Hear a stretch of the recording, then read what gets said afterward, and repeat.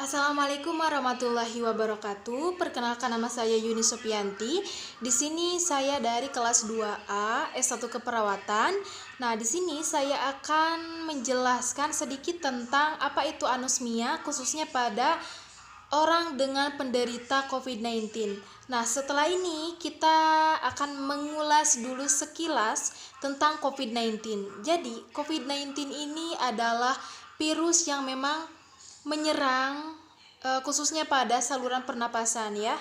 Nah, di sini untuk COVID-19 ini mempunyai gejala-gejala seperti misalkan demam. Jadi demamnya ini lama dan juga sampai orang tersebut bisa sampai menggigil dengan suhu mencapai 39 ya, ke atas gitu. Ada juga yang memang gejalanya itu seperti bersin ataupun sakit kepala, ada juga yang batuk kering ya, ada juga yang lagi ngetren itu adalah anosmia katanya sekarang tuh. Nah, apa sih anosmia? Di sini kita akan membahasnya ya. Jadi di sini anosmia itu adalah gangguan indera penciuman. Jadi seseorang itu yang mengalami anosmia ini tidak bisa mencium bau ya, baik itu yang bau yang memang biasa saja tidak menyengat maupun yang memang menyengat. Nah, di sini kenapa anosmia ini terjadi gitu ya. Nah, di sini untuk penyebabnya anosmia ini adalah beragam ya. Ada yang memang dari penyakit penyerta, ada juga yang memang dari misalkan adanya alergen ya, atau disebutnya itu adalah jadi ada sumber dari alergi gitu ya. Nah, di sini untuk waktu terjadinya anosmia ini ada dua tahapan. Jadi ada yang permanen dan juga ada yang sementara.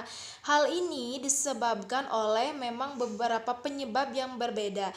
Nah, di sini misalkan permanen. Nah, kenapa permanen? Misalkan ya di sini penyebabnya dilihat dulu. Misalkan penyebabnya ini adanya tumor pada misalkan yang menyumbat misalkan saraf penciumannya, dan itu ataupun terapi ataupun perawatan yang harus dilakukan itu adalah pembedahan. Jika misalkan pembedahan tidak dilakukan, itu akan permanen terjadi pada seseorang tersebut. Dan juga di sini ada yang waktunya itu sementara. Nah, waktu yang sementara ini memang misalkan ya, kita ambil contoh misalkan seseorang itu mengalami alergi. Ada yang memang alerginya itu mengacu atau menyebabkan seseorang tersebut anosmia, jadi tidak bisa mencium bau ya. Nah, selanjutnya di sini ada gejala-gejala memang tambahan ketika seseorang mengalami anosmia. Yang pertama, ini sering terjadi adalah nyeri hidung.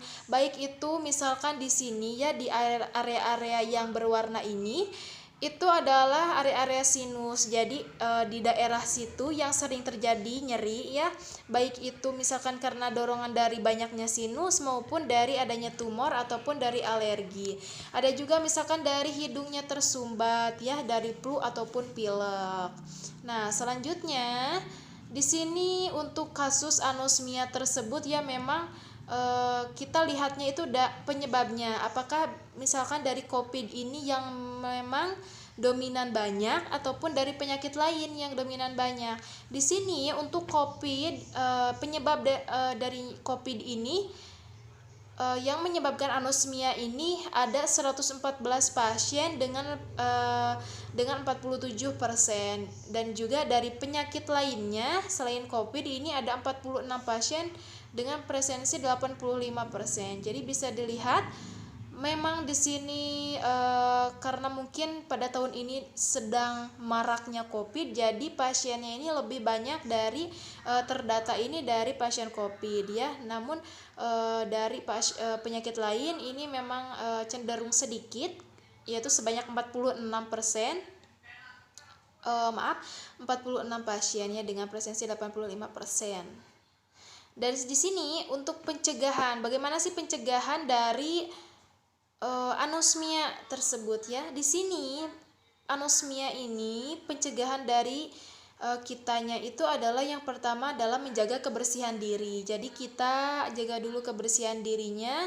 Dan juga kalau di Islam, karena kita Islam itu mengajarkan wudhu ya. Jadi bisa saja misalkan memperbanyak wudhu, karena di situ dalam wudhu itu ada gerakan yang memang khusus membersihkan area hidung. Jadi insya Allah kalau banyak berwudu, kebersihan dirinya khususnya di area hidung, pernapasan itu bisa terjaga. Nah di sini lalu ada hindari alergen atau sumber dari alergi, baik itu debu-debuan, makanan, bisa juga dari makanan ya, dari seafood misalkan.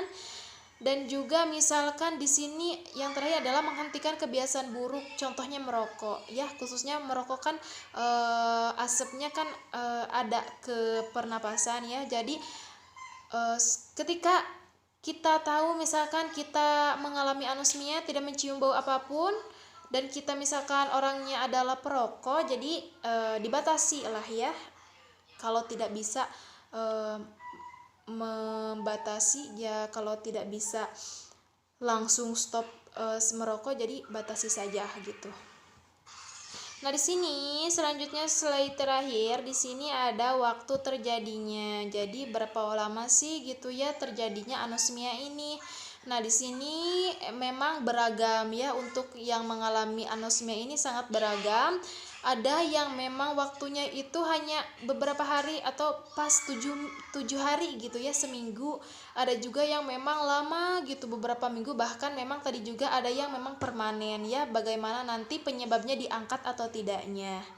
Nah, alhamdulillahirrabbilalamin, penjelasan tentang anosmia khususnya untuk yang penderita COVID-19 sudah saya jelaskan. Mohon maaf jika banyak salah-salah kata ataupun materi yang saya sampaikan misalkan ada kesalahan atau kekurangan, mohon dimaafkan. Terima kasih. Wassalamualaikum warahmatullahi wabarakatuh.